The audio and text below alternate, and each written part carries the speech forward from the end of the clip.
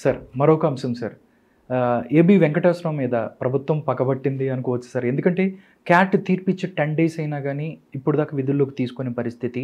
ఆయనది పదవీ విరమణ మే 31తో అవుతుంది. ఈ టైంలో ఆయన తీసుకోకూడదు అని చెప్పి వాళ్ళు నిర్ణయించుకున్నారు. ఆయన ఇబ్బంది పెడుతున్న పరిస్థితి కనపడుతుంది. ఎందుకంటే గత 5 సంవత్సరాలుగా ఆయన మీద సస్పెన్షన్లు, ఈ యొక్క అక్రమ కేసులు కూడా చాలా బనాయించింది. బట్ దీని వెనక సిఎస్ జవహర్ రెడ్డి ఉన్నాడు అని చెప్పి ఏదైతే ఆరోపిస్తున్న పరిస్థితి సార్, ఏబి వెంకటేశ్వరరావు ఎవరైతే ఉన్నారో ఆయన కేసుని ఎలా చూడొచ్చు, దీని గురించి ఏం చెప్తారు మీరు? కోడెనాగు అనే సినిమా చూసారా మీరు? శోభన్ బాబు ఇప్పుడు పాత సినిమా కోడెనాగు, పేరు విన్నాను కానీ చూడలేదు సార్. కోడెనాగు పగ 12 ఏళ్ళు, నాలో రగిలే పగ 100 ఏళ్ళు అని చెప్పి డైలాగ్ ఉంటుంది. ఉంటుంది ఘంటసాల వెంకటేశ్వరరావు. అట్లాగే ఇప్పుడు జగన్మోహన్ రెడ్డి పగ అనగానే 25 ఏళ్ళండి. కోడెనాగు పగలాగా 12 ఏళ్ళ, లేకపోతే అతను అన్నట్టు నాలో రగిలే పగ 100 ఏళ్ళు లాగా. ఈ పగ ప్రతీకారాలు పాలకుడుకు ఉండాల్సిన లక్షణాలు కాదు. అసలు వీళ్ళు చేసే ఓత్ అదే కదా. రాగద్వేషాలకు అతీతంగా విధులు నిర్వహిస్తానని రాజ్యాంగం మీద ప్రమాణం చేస్తారు. వాళ్ళు నమ్మిన దేవుడి మీద ప్రమాణం చేస్తారు. జగన్మోహన్ రెడ్డి కూడా చేసి ఉంటాడు కదా. భగవద్గీత మీద చేసి ఉండకపోవచ్చు, బైబిల్ మీద చేసి ఉండొచ్చు, లేదు ఆయన నమ్మిన జీసస్ మీద చేసి ఉండొచ్చు అనమాట. కానీ ఆ ప్రతిజ్ఞకు, ఆ ఓత్తుకి ఎంత మేరకు ఆయన న్యాయం చేయాలనేది ఆయన విచక్షణకే మనం వదిలేయాలన్నమాట. ఇప్పుడు అతను ఒక అధికారి, ఏది ఐపీఎస్, సీనియర్ మోస్ట్ ఐపీఎస్ అధికారి ఏబి వెంకటేశ్వరరావు. 1989 బ్యాచ్, 1989 బ్యాచ్ అంటే వీళ్ళందరికన్నా సీనియర్ అనమాట. అసలు అతను డీజీపీ కావాల్సినాడు.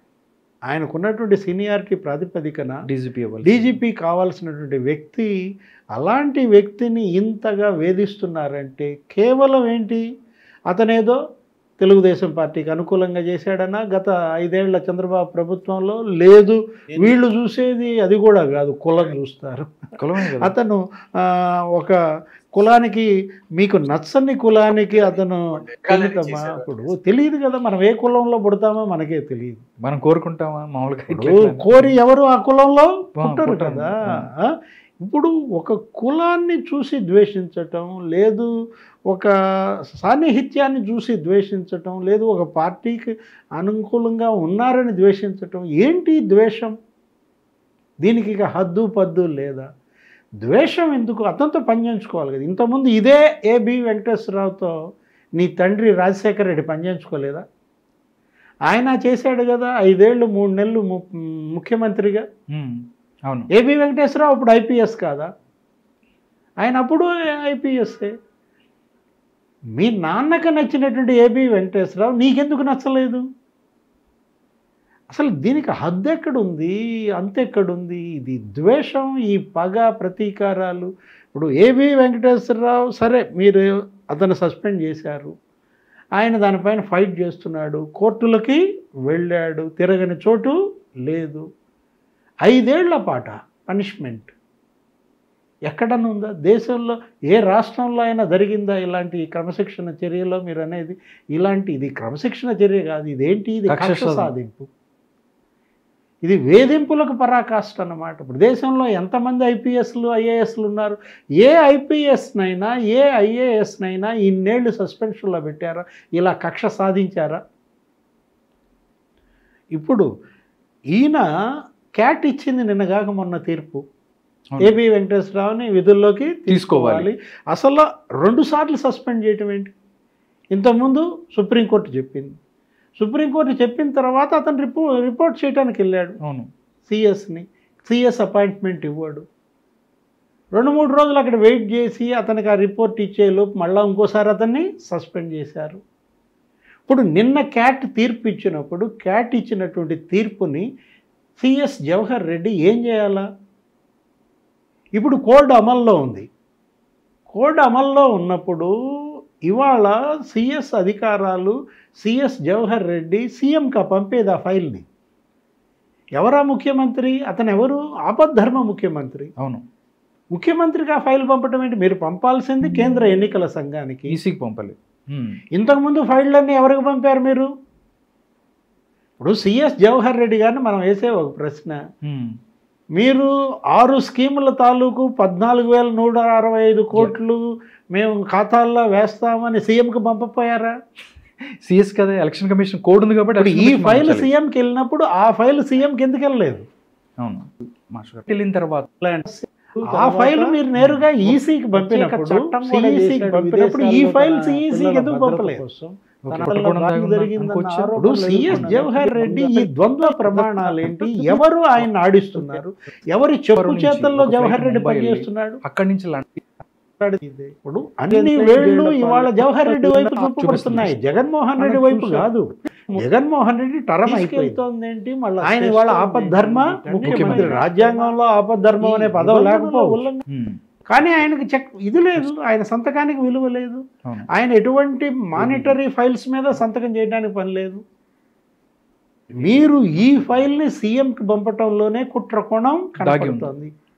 జవహర్ రెడ్డి తన పరిధి దాటి వ్యవహరించారు.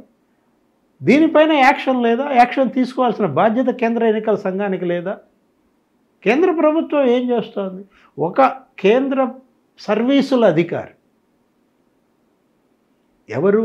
ఏబీవీ వెంకటేశ్వరరావు ఇండియన్ సర్వీసెస్ అధికారి. అవును, ఇండియన్ పోలీస్ సర్వీస్ అధికారికి ఈ పరిస్థితి, ఈ దుర్గతి కలిగిందంటే అది అవమానం ఎవరికి?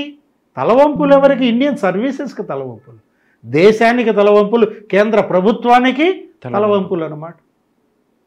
ఐపీఎస్ అనే 3 అక్షరాలు సిగ్గుపడుతున్నాయి. త్రివర్ణ పతాకం సిగ్గుపడాల.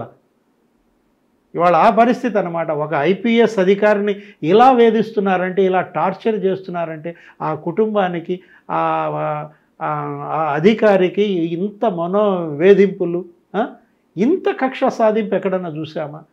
మీరు ఈ ఫైల్ని జవహర్ రెడ్డి గనక ఈసీకి పంపిస్తే, ఈసీ మీకు డైరెక్షన్ ఇస్తే సీఎంకి పంపండి అని మీరు చేయొచ్చు, చక్కగా సీఎంకి అప్పుడు పంపండి.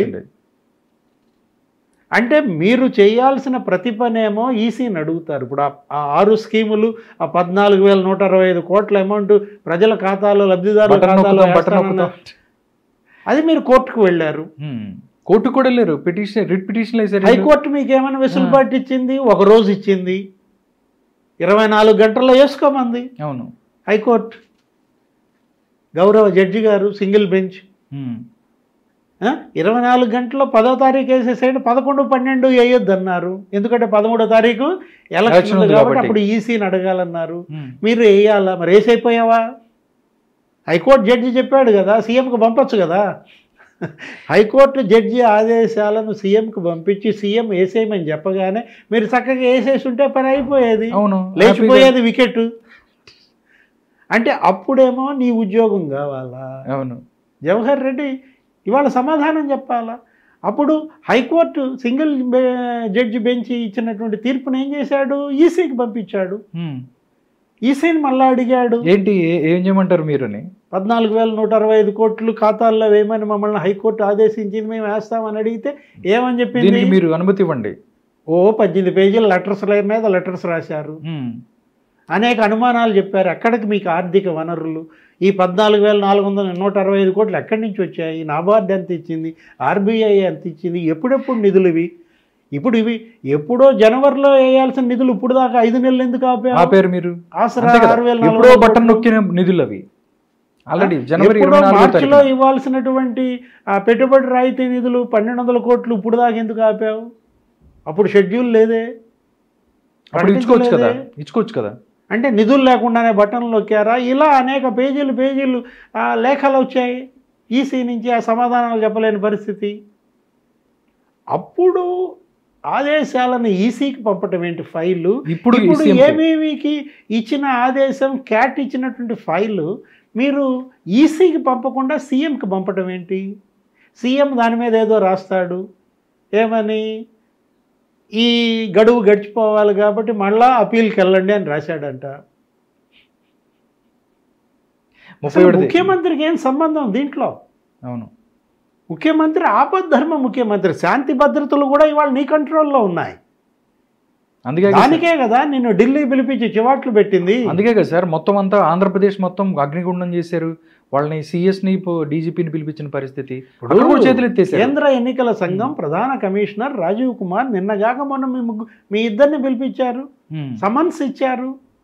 ఇప్పుడు దీని మీద కూడా మళ్ళీ సిఈసి నీకు సమన్లు ఇవాళ రేపు ఒక ఫైల్ నీకు వచ్చినప్పుడు ఒక ప్రధానమైనటువంటి ముఖ్యమైనటువంటి అంశాలున్న ఆ ఫైల్ ఒక ఐపీఎస్ ఆఫీసర్ యొక్క ప్రతిష్టకు సంబంధించినటువంటి ఫైల్, అతని జీవితానికి సంబంధించిన ఫైల్, అతని కుటుంబానికి సంబంధించిన ఫైల్, అతని నిజాయితీకి సంబంధించినటువంటి ఫైలు నీకు వస్తే దాని మీద జడ్జిమెంట్ క్యాట్ తీర్పు ఇస్తే దాన్ని నువ్వు కేంద్ర ఎన్నికల సంఘానికి పంపకుండా నువ్వు సీఎంకి పంపావంటేనే ఎంత బ్లండర్. ఇతనా ప్రభుత్వ ప్రధాన కార్యదర్శి ఆ పదవిలో ఉండేటటువంటి నైతికతనే కోల్పోయాడు. సిగ్గుపడాలి నిజంగా. ఇప్పటికీ కూడా ఆయన ఆ ఫైల్ని సీఎం రాసిన ఫైల్ని అయినా సరే ఇప్పుడు అప్పీల్కి వెళ్ళమని సీఎం రాసినా కూడా నువ్వు దాన్ని కేంద్ర ఎన్నికల సంఘానికి పంపించాలా? Let the CEC may decide. CEC ఏం చెప్తుందో అది ఆయన వినాలా మీరు? ఇప్పుడు ఏబి వెంకటేశ్వరరావు ఆయన రిటైర్మెంట్ వచ్చేసింది, రేపు 31 అయిపోతుంది, ఇంకా 14 రోజులు ఉంది. ఈ 14 రోజులైనా అతన్ని మీరు ప్రశాంతంగా ఉండనీరా? ఇంత కక్ష సాధింపు చరిత్రలో చూడలేదన్నమాట. ఒక ఐపీఎస్ అధికారి పైన ఈ పగబట్టడం ఏంటి, ఈ ప్రతీకారం తీర్చుకోవటం ఏంటి? ఏం చేశాడు ఏబి వెంకటేశ్వరరావు? మీ ఆస్తులు అతను ఏమైనా తీసుకున్నాడా? నిజాయితీగా ఉన్నాడు. ఇప్పుడు యాక్చువల్గా అతను ఆయన యొక్క చరిత్రలో ఇప్పుడు అతని సర్వీస్ ఎప్పుడు 89 బ్యాచ్, ఈ నీకు 10, 20, ఈ 35 ఏళ్ల సర్వీస్లో ఏనాడు మచ్చలేదే. ఈ 5 ఏళ్లలో తప్ప 30 ఏళ్లలో ఎప్పుడన్నా సస్పెండ్ చేశారా? అతని కెరీర్లో ఏమైనా బ్యాడ్ మార్క్ ఉందా? నీ తండ్రి హయాంలో ఏమైనా సస్పెండ్ చేశారా? అతను చాలా కొత్త దీన్ని తీసుకొచ్చాడు ఇంటెలిజెన్స్లో కూడా.